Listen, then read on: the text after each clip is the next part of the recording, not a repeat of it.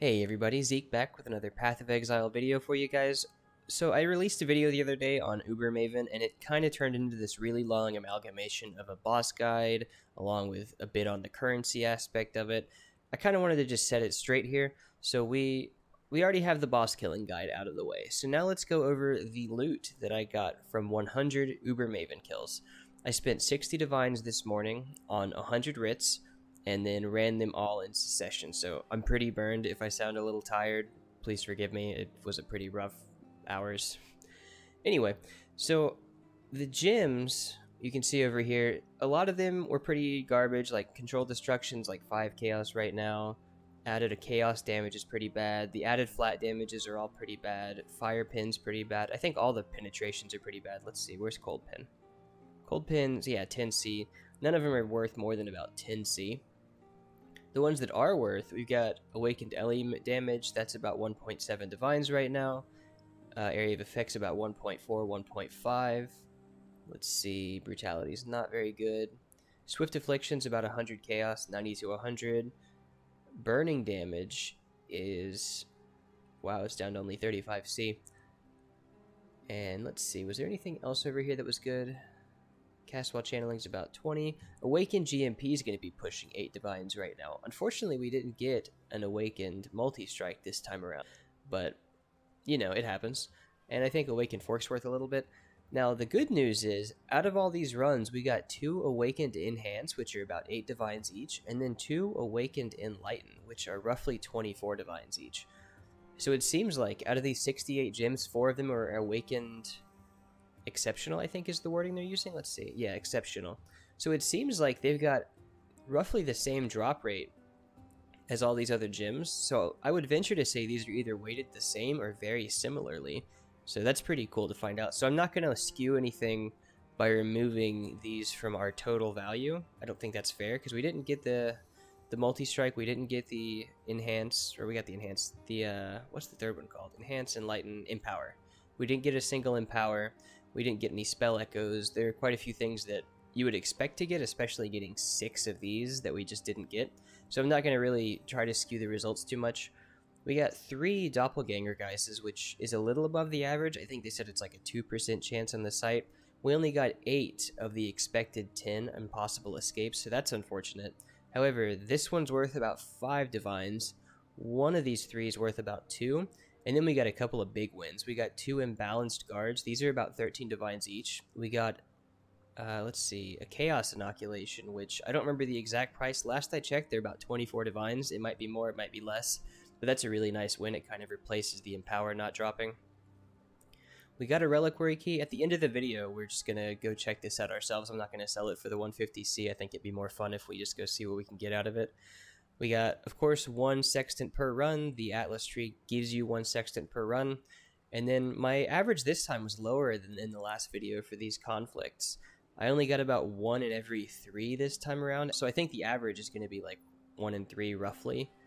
So that's fine. I wasn't expecting too much out of these anyway. I did get a piece of advice after the last video that when you're selling these elevated sextants, even though they're only like 45C, they're in such high demand that people will pay up to like 60C a piece for them. So I'm going to skip ahead here in a minute and just sell all this stuff over the next like hour, 2 hours while I have lunch. And then I'll get back with you guys and we can check out just how much we made. So I'll see you guys in just a minute. Hey guys, we're back. It's actually the next day. This is going to be the divines that we have now after I sold everything in that tab. So you might be thinking, you know, we'll go ahead and take out our 60 divines here for the upfront cost. You're still left with 67 divines. It took about 7 hours to run it. That's almost 10 divines an hour. That's pretty good, right? Wrong. I lied. I already took that 60 out. This is what that whole tab sold for. 187 divines, right? So if we take 60 out, now you're pushing like 15, 16 divines an hour doing this. If your results match mine, they could be better, they could be worse. You might get more multi-strikes, more empowers, you might get less of the impossible escapes. But overall, I think this is a fairly reasonable sample size of 100.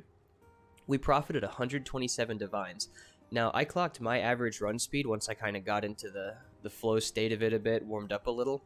It's just over 3 minutes for me, so I was actually doing all of this in about 6.5 hours. even if you're doing it in 8, you're pushing 15 divines an hour if you match anywhere near my results. For me, it ended up being closer to 20. So this is absolutely crazy. So if you want to get in on this kind of thing, it's not something that's super volatile. Just because I put this video out, even if it ended up doing super well and like everybody saw it, Maven drops aren't going to decrease in price because not everybody can do it. The price of writs might go up a hair, but everybody forgets about this stuff after like a couple of weeks, right? Especially by next league. So next league, if you're thinking, how am I going to make my money? You could just sit here in an afternoon.